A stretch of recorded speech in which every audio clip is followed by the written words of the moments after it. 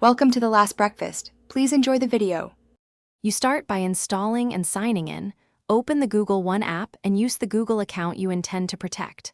Once signed in, grant the app permissions for storage, contacts, and photos so backups work correctly.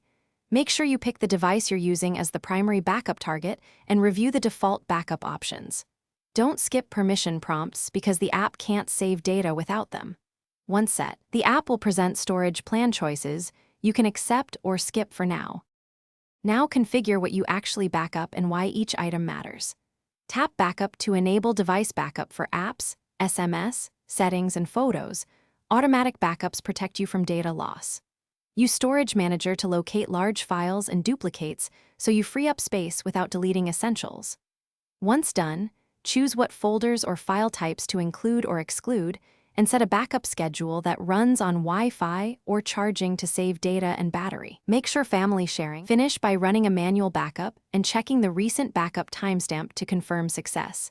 You'll see items listed under backups. Test a restore of one contact or photo so you know the process works when needed. If something goes wrong, first update the app and ensure you're signed into the correct Google account. Then clear cache or force, stop the app, and reauthorize permissions. If problems persist, remove and re-add the account or retry after rebooting the device. This resolves most sync failures.